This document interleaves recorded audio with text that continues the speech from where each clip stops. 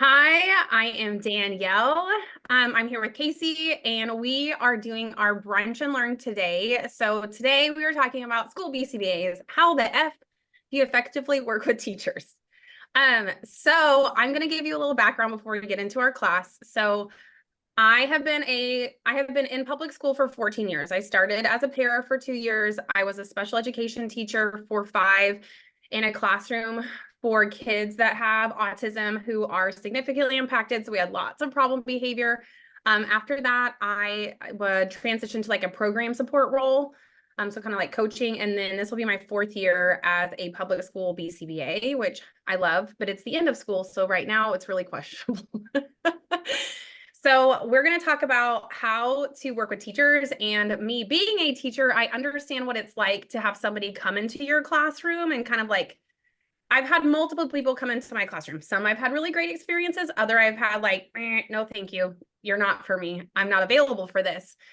So we're gonna work through that today so that hopefully you have some things that you take away today that really help you be successful working with teachers, because I know as a previous teacher, teachers can be difficult to work with. Okay. Okay. So why can it be difficult to work with a teacher? So we're going to have a very hard self-reflection today in this class. I'm sure you came and you were like, she's going to give me all the things, and I am going to give you all the things. But when it comes to working with people, you really have to look at your own behavior and assess the situation and see, how is my behavior impacting the situation? So if you have a difficult situation with a parent or a teacher or somebody else that you're working with, maybe it's an RBT, I want you to, we're gonna sit and reflect a little bit today, and we're gonna ask ourselves some questions so that we can make some adjustments going forward, because it can be a difficult situation. So in that difficult situation with a teacher, we're just going to use teachers because I love a teacher. Have you looked at your own behavior? So I'm going to just give you a little background. So I had some people like a BCBA come into my classroom, and I've had program support come into my classroom. And what you have to understand is there are times you're only getting a snapshot of a situation. And people take that snapshot and run with it. And to the perception of the teacher is like, you came in at a terrible time where everyone was doing what they were supposed to be doing, but now my kids are on a break, and then you think that they're not working. But that's not the case. And then you're only here for this short amount of time, and then you leave. And so, right, perception is everything. So you have to really think about like being present in that situation and going back multiple times so that you can get a clear picture of that situation. So let's think about, how do we walk into that classroom, and what is the perception of us as we walk in? Are we walking in as we're friendly? Hey, I'm here to help. Or are we walking in like, oh God, here they come again, right? We don't ever want to be that person. So here's what I wanted to give you a little perspective of being a teacher. So these are just the few things that I could think of a teacher has to do in a single day. They have to take attendance. They're doing bathrooming. They have to do grades. They have IEP goals to work on. They have to do lunches. They have to do transitions within the classroom and outside of the classroom. They have direct instruction of various skills. They have to bill for Medicaid, which means they have to be documenting. They have to go to IEP meetings during the day. There's inclusion minutes that they have to schedule out for their staff to go out and support. They have to communicate to parents. They have to deal with problem behavior. Who knows how long that's going to last, right? Making sure that everyone gets their lunch, right? All your staff members get their lunch. You get to take a lunch. Hopefully, if you're a special ed teacher, you get a conference, but that never happens. You're also making sure that all of your kids make it out to their gen ed time. So are they making it to PE, to music, to art, to theater class? But please remember, they're having to do this with 10 to 12 kids, okay? So I know that you could be walking in and servicing 1 or 2 kids in that classroom, but there's 10 or 12 kids in that classroom. And yes, there are 3 adults sometimes, but that's still a lot to manage when you are the runner of, you are the director of the circus, right? And you're trying to make sure all of these things get met, and you're trying to make sure your schedule's in place, and you're trying to make sure all the things. So I wanted you to understand that there is a lot of things that go into the day, one day of a teacher, okay? Okay, so we're going to ask ourselves some tough questions and we're going to reflect and we're going to talk about them. So my first question is have you taken the time to build rapport with your teacher or your classroom staff? Or have you just decided that you're the expert and they should just listen to you? Okay. So yes, you are the expert. You are the expert on behavior analysis, but they're the expert of their classroom. They're the expert of their kids. They know their kids. They see those kids 187 days. They know their parents. They know their siblings. They know their schedules. They know what they eat. They know how they eat. They know all of the things, the ins and outs. So have you just gone in and been present, right? Have you just gone in and been like, hey, I'm here, hang out, have a time. What do you need me to help you with? Oh, it's so nice to meet you, right? So have you taken the time to build rapport? Because you can be the expert, but I'm going to tell you this right now as a previous teacher. If you don't come in and try to build rapport with me and you come in and you tell me what I need to do the first time I met you, it's not happening. We are not going to get off on the right foot because you came into my classroom one time and told me what I need to do and you haven't taken into the account the whole picture, the whole 8 hours that happens during the day. So have you just been present? Have you asked them, hey, is there anything I can help you with? Anything to cut out? Anything to make? Can I, take this kid to the bathroom? What do you need from me? So have you taken time to build rapport? Because that's huge. Because if you don't have rapport, I'm going to tell you right now, it's going to be really difficult to get somebody to do something. Okay. While you're building rapport and while you're being present, have you taken the time to observe the classroom environment and understand how it works?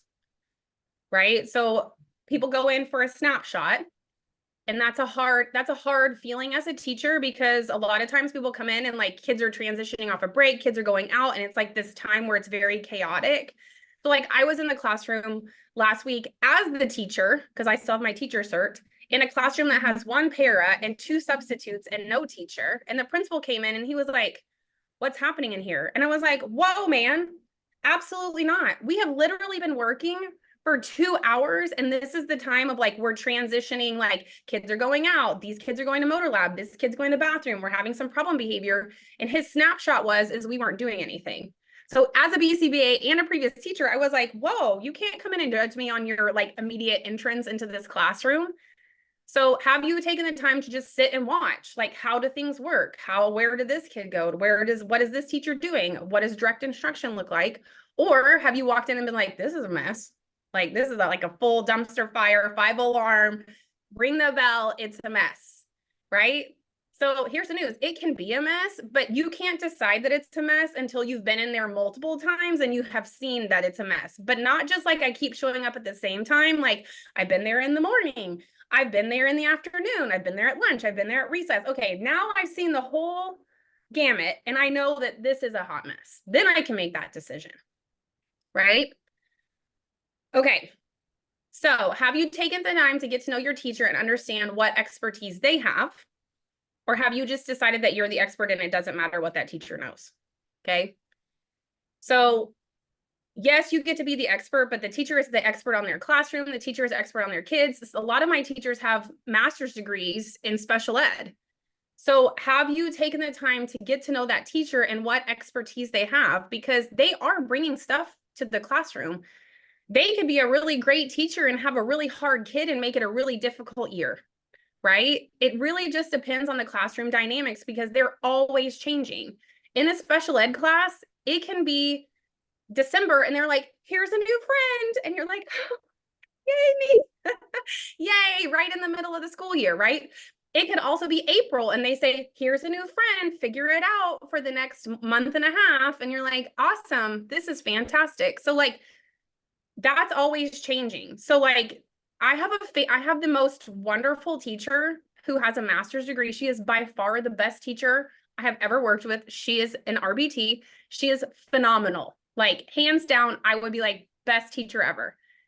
And I sent her to this principal and I said, don't just hire her. I'm telling you, she's great. And he said to me, she just couldn't answer my questions about academics. And I was like, okay, but you're not hearing me, right? She has a master's degree in special ed. She's an RBT. She has multiple layers of reinforcement, visuals. We teach communication, but because she couldn't answer this one particular question that he was an expert on, he just assumed she didn't know anything.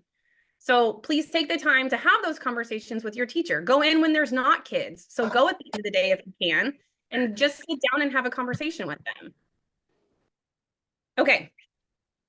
So this one was like an eye opener for me, probably my second year as a BCBA, because I had to figure out like, why is this so difficult? Why is this classroom struggling? Why is this teacher struggling? I don't understand why this plan is not being implemented. So have you taken time to assess that is it the tools or the skills that are not being displayed are a skill deficit or a performance deficit? Or have you just decided they don't want to do it? So you don't know what you don't know, right? And we know a lot, but we also can't assume that somebody's not implementing something because they don't want to. They may not know how to implement that, even though you wrote them a plan. They may not know what it is. Or what I figured out, it was a performance deficit. So I don't want to hold this demand because it's really uncomfortable for me. So then I had to think through, okay, if this is the problem, how do we contact some reinforcement along the way so that we're more willing to implement this more difficult intervention of holding the demand, which is going to cause problem behavior. So you have to look at that person and say, okay, is this a skill deficit or a performance deficit? And then if it is a skill deficit, I have to teach it and make sure I reinforce it. Or if it's a performance deficit, I have to figure out how I can reinforce you so that you'll do that, right? So I have to make adjustments to you as the adult intervention so that you'll implement the kid intervention. So you have to like assess the whole picture of that skill. And what's hard is you have to ask those information seeking questions. So you may say like, hey, help me understand why you did that way. It was really interesting. I've never seen it that way. Right. So like, help me understand is better than why did you do it that way? And then, because if you ask me that, I would be like, because I did. Why does it matter? Versus like, oh, I did it this way because sometimes this happens. So I do it this way because then that doesn't happen. Oh, okay. Well, let's talk about that. Right. So it provides, it's like a nice, like, help me understand, like what's happening here in this situation. So you have to ask those information seeking questions. And I always know that I'm doing a good job being supportive and building rapport when my teachers will come to me and say, I don't understand this. Like, what does this mean? Well, or this is happening and how can you help me? I remember that I worked with a teacher, and you guys, sometimes building rapport takes a long time, especially if you have a teacher who's been a teacher for a really long time, because then you're asking them to change things that they've been doing a really long time and they're comfortable with. And you also have to remember and rely back on your science that when you're asking someone to do something different, they're going to be uncomfortable because they're learning something new. So it's just easier, negative reinforcement, right? To go back to what I know and be comfortable than to do this thing that I'm uncomfortable with, that I'm going to have to learn that I'm not going to be great at, and it's going to make me really uncomfortable, but I have to sit in that uncomfortable space to get better. So you have to stop and look and say, like, what are the problems and the situations that are affecting this adult's behavior that's impeding my kid's plan of getting implemented? So you have to look at that skill deficit versus performance deficit, not they just don't want to do it. Now, can you get to that point? Absolutely. I have a teacher where it's May and I'm like, you just don't want to do it at this point because I have been you as a substitute for multiple days. I have given you feedback. I have modeled for you. We've rehearsed it. We've gone over the plan. I've been in your room. I've supported you. I've done this. And that was from August to May. And then I've just decided you don't want to do it. I call it. I have given you all the tools to be successful and you're just choosing not to do it. And I can't make you do it. So at some point I just have to say, I don't know what else to do besides support my kid. So make sure you're looking at those adult behaviors and are they engaging in their own negative reinforcement because they feel uncomfortable. Okay. Communication, which is hard. Have you taken the time to provide feedback that highlights the positives that are happening along with your constructive feedback, or have you just given constructive feedback? Okay, right? Feedback is hard. Feedback makes everyone uncomfortable, everyone. But have you said, oh my God, I love how you did this. I love that you have this made. You did a fantastic job here. Hey, when we work with this friend, could we like try it this way? I know that you do it this way usually, and it seems like it's working, but can we just try it this way, right? Because you've done all of these really great things, so it's going to be really easy for you to make that adjustment, right? We're always going to presume competence, right? I always say, even though sometimes I know when people aren't doing anything, I know that you're doing that. So it's going to be really easy to get this going, right? Or have you just gone in and say, these are the things that you're not doing right, which is really crappy, by the way, right? We shouldn't be giving feedback like that. So here are the things you're doing well. Here are the things that we can make some tweaks to, right? And here's how I'm going to support you on making those tweaks. So make sure that you're being mindful of your words, because words are really important, right? So we always talk about like, and we're not good with our own. I feel like this could be, I try to be really mindful of this for myself, but a lot of times we're really good about pushing like, here, you're supposed to speak in behavior specific language, and you're supposed to do this, and you're supposed to reinforce, and blah, blah, blah, but we don't do those things for ourselves. So we're not mindful of our words, and we're not mindful of how things get communicated. And because soft skills are something that you absolutely have to work at. You have to work at soft skills. You have to be able to have a difficult conversation. You have to be able to read the situation and say, today is probably not the day, because this teacher is not happy, relaxed, and engaged, right? So probably not a great day for this. And here's how I'm going to give you this information so that you can be successful. Are you going to give feedback in the middle of like a whole like transition of like, let me tell you this? No, right? You need to probably hang out if you can and wait until whatever situation is happening. So there's a lull in the classroom and you can say, hey, before I leave, I wanted to run these things by you, and then I'll follow up with you in an email, right? Because if you're trying to talk to me in the middle of me handling a situation, I'm not hearing you, right? Because then it's about you and not about me. So make sure you're working on your soft skills on how you can have those difficult conversations. Some books that have been really helpful to me are How to Win Friends and Influence People, great book. Having Crucial Conversations is another great book, because you have a shared pool of meaning, which is your student, which is like your student, right? So like you're coming from this angle and I'm coming from this angle, but how do we make sure that this person is successful or this situation is successful? There's another one that's written by a BCBA, but it's like something about positive reinforcement. I can't think of what it is. But it's really good. But like go out there and find those coaching books and find those conversation books so that you can work on your soft skills. Because if you're coming from a clinic to a school, I'm going to tell you, people in the clinic have to do what you say. They have to. You're the BCBA. At school, nobody has to do what you say.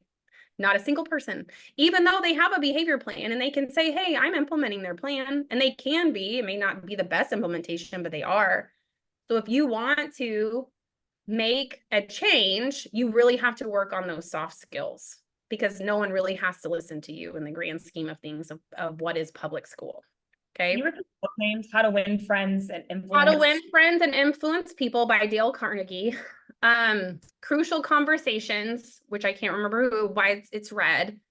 And then there's another book that is something about positive reinforcement. But it's like, it looks like the front of Bailey and Birch, but it's not. But I can't think of what it is. But it's 25 essential skills, or no? No, it's something else about positive reinforcement. But if you Google, I will look it up. So, okay. So this is huge. Have you taken the time to collaborate with your teacher and include their input, or have you just tried to tell them what to do, right? Here's what you should do versus like, hey, here's my plan. What do you think about this plan? Do you feel comfortable doing this? Is this like, this is something that's probably going to be difficult, but here's how we're going to work on it. Here's how I'm going to support you. What do you think about this? Do you feel like this is a good definition of that behavior that you're seeing in the classroom?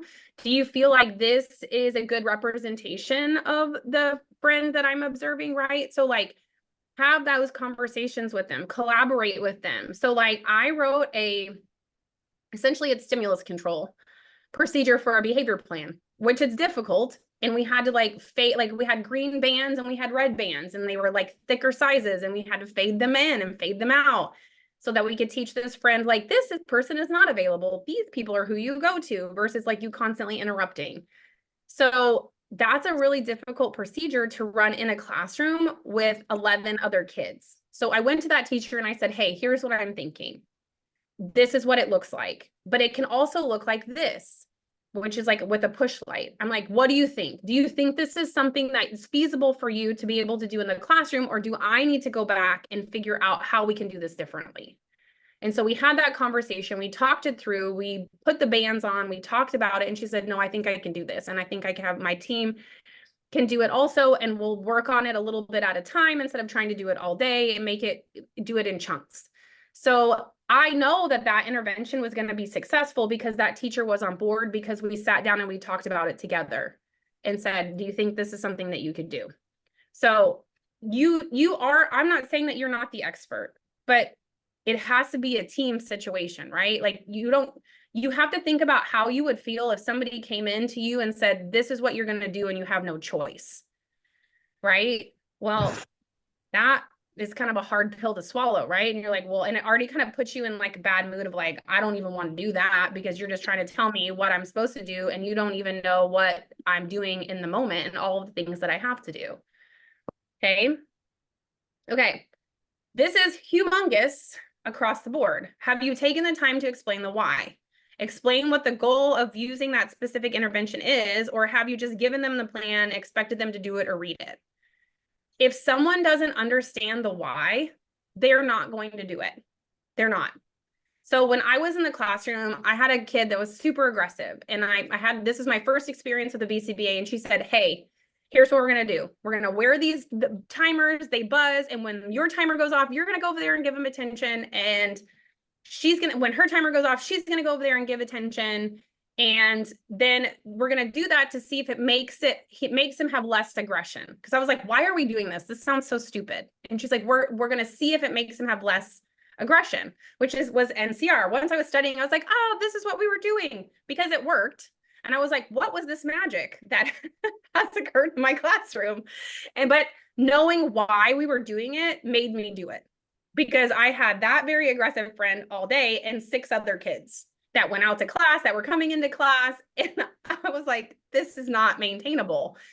So knowing the why made it where I was willing to do that, because she said, this is going to help it be less. And I was like, I'm here for it, because it's happening all day long. She didn't just come in and say, here's your plan, I hope you're successful.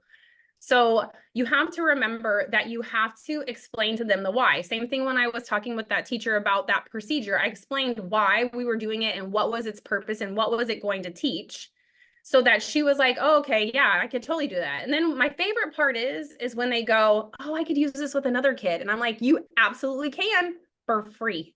Like, you don't even need me. You can learn this and take this and use it with someone else. So explaining the why is a huge part of getting that buy-in and making sure that people are on board with your plan, and you're not just giving them a plan and being like, here's a plan and this is what I say and you have to do it. Because I'm going to tell you and be honest with you, if you don't have rapport with that person and you give them your plan, they're not going to ask you any questions, even if they have questions. Because I worked with a teacher who had been a teacher a really long time, and I finally remember like when she asked me her first question, and I was like, oh my gosh, I would love to answer that for you. Because she doesn't ask questions. And she said to me, I don't know what this is, and I have seen it in behavior plans for a really long time. And I was like, one, that makes my heart sad that you haven't felt comfortable to ask a question. It was pre-Mac. And I was like, I'm sorry, like, that made my heart sad that you didn't feel comfortable enough as a human being or a teacher to ask that question. But I'm so glad that you asked me. So let me explain it to you in a way that you understand. Okay. Have you taken the time to reinforce your teacher for implementing the things that you're asking? Or have you just assumed that they need to do it because you said so? Right? So we want to make sure that we're using our own science to help our people be successful. So I give a lot of NCR. I bring cookies, I bring drinks, I write notes. I have like this little notepad in my backpack that at the bottom says, you're doing effing awesome. And I will like bust it out and randomly write a note and like leave it on my teacher's computer while they're doing something around the classroom. Have you gone to that person and said, you are doing so great at this, like you're crushing it? Or have you left them a note? Or like, have you taken the time to tell them that they are doing the good things in their classroom? And like, the cool part about it is sometimes as a teacher, you feel like this isn't working, But as a BCBA, when I go in and observe, I'm like, you're doing such a great job. They're already doing this. And they're like, are they? And I'm like, yes, this is so great. This is it, even though it's minor, this is huge. This is a game changer, right? And so like helping them celebrate the small successes, because a lot of times, right, we know this with behavior, people want to go from 0 to 100 and forget all of the middle pieces, right? So they want the end goal immediately when we implement the plan and forget, right, that we're shaping along the way. So we have to help them celebrate those small wins along the way to that end goal, because everyone kind of just wants to jump to the end, and we know that's not how that works. So make sure you're reinforcing your people. Buy a Sonic drink, if you have Sonic, or whatever drink place that is by you, goes a long way. Okay, a little fun note that you leave goes a long way. Sending a funny text message goes a long way, right? So make sure that you're reinforcing your people, because that also makes you reinforcing, and that's your goal, right? That's how you get people to do things, because good things come from you. Okay, this is a teamwork situation, right? Supporting your student or client in the classroom is a teamwork situation. Everyone is there for the best of that individual. So when you work together as a team, your client or your student is making a progress, but you are also making progress, the teacher, the BCBA, and the teacher, right? So everyone is being successful. So you're breaking up. When we come together and we work as one for that one person, and we take our feelings out of it and we do what's best for them, everybody makes progress, right? You worked on your soft skills. You figured out how to work with the teacher. You figured out what wording to use. That teacher has gained new skills. That teacher feels comfortable coming to you. Your kid is making progress. We see less problem behavior. We see more replacement behavior. So you really have to approach that situation about teamwork. And like sometimes your team members are difficult, right? We've never all been on a team where we're like, oh my God, I love everyone on this team. They're the best. We like this, right? Sometimes you'll click with people, and other times you're like, oh Lord, have mercy. That's me sometimes. I'm like, this is going to be difficult. But then I have to make a plan and say, okay, it's about my friend. How do I get this teacher on board? How do we work together? How do we come together to do what's best for that kid? So we have to think about that it's about a team, right? And you always have to, it's just like supervision. If you're getting pushback from that person, you have to stop and think about, what are you doing? How are you presenting yourself? What are the words that you're saying? There's been I feel like what I have really worked hard on is how I use my words. And I feel like I've really shaped that skill up for myself being in public school, because it is hard being in public school. I always tease and say, like, if you really want to work on your skills, come to public school. That's like the Wild West. So like, there's going to be times that you have conversations or you say things that it's not going to go over well, and you're going to be like, shit. Now I have to go back and fix that. But then, for next time, I need to say it instead of like, why are you doing this? You say, hey, help me understand why you did it that way, right? Because how you word things is very important on someone's perception. So be mindful of your own behavior. That's what I wanted you to think about, because I feel like kind of teachers get a bad rap sometimes of being difficult, which we can be. I'm not going to lie. I was a difficult teacher. I will be 100% honest with you. There was one person that came into my classroom that I did not like, and I could just pretend like she wasn't there. I was like, you don't get to come in my classroom for 30 minutes at a time, once every 3 months, and then try to tell me that I'm not doing what I'm supposed to be doing. That's not a choice for me. So teachers can be difficult, but you have to understand it's the perception. And that's why being present is really important. So like, I have consult time for my kids, but I'm in there way more than that. I'm in there helping with this. I am helping with bathrooming. I'm helping changing. I'm getting lunches ready. What do you need? Do you need to go to the bathroom? Right? So like, being present is really important, and that helps you be on that team. It's okay for you to tell the teacher she can go to the bathroom and you can watch the other kids if you can. So remember, it's a teamwork thing. And sometimes you have to figure out how to work with your teammates, because you don't always necessarily click with them. So if you want more, you can check us out at STUDYNOTESABA.com. You can email at contact@STUDYNOTESABA.com. We have our Instagram, and of course, the one and only Behavior Bitches podcast, because where else are you going to get that type of content? So that is it for me. So I hope that, what? Danielle, you did amazing. Oh, thank you. I just feel like teachers get a bad rap, and I get it. I've been a teacher. I have been a difficult teacher.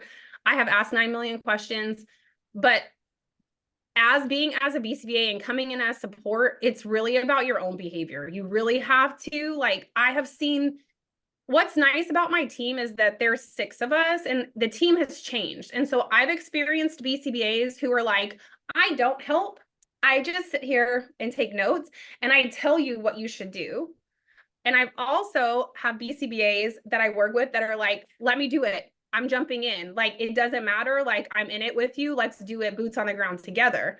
And I've seen the difference between what it's like to have somebody be like, here you go. I'm the expert versus like, hey, I'm the expert, but we're doing this together. Like, this is us. We're going to work it out. So to me, that's what's important, is that it's not that some people are difficult, but a lot of times it comes to just people are uncomfortable because they just don't know what they don't know. Right. Yeah. And you aren't coming in as the expert, and people do get offended. I will tell you guys, I'm going to tell you this story before we turn the recording off. I had my special ed coordinator and my program support go into this classroom, and they set it all up and they did all of the things. Okay. It was beautiful. I went in, they sent me an email, Danielle, this we did. Great. I went in, the teacher was new. So she asked me all these questions. So I gave all of these answers, but I'm like, okay, like just referring to the things that they have done. So I sent them an email. Hey, here is what the teacher asked. Here's what I told her, like bulleted it. You guys, I would have thought that it imploded. And I was like, I don't understand what's happening. And so my coordinator was upset at me. The program session, I was like, I don't understand what I did. So when I talked to my coordinator, she said, Danielle, I had an emotional reaction because you're the expert and I felt like I didn't do what you would have wanted me to do. And I was like, no, you did exactly what I wanted you to do. Like, I was just telling you what I encountered. And so sometimes just the title alone makes people feel like they don't know what they're talking about because you are the expert. So you have to have some of that grace and take your letters off and just like be a human being, because that's just what people need to be successful. So, all right. Do you want to stop the recording? Yes. Love you. Mean it. Hold on. Let me find the recording button. All right. Bye, guys.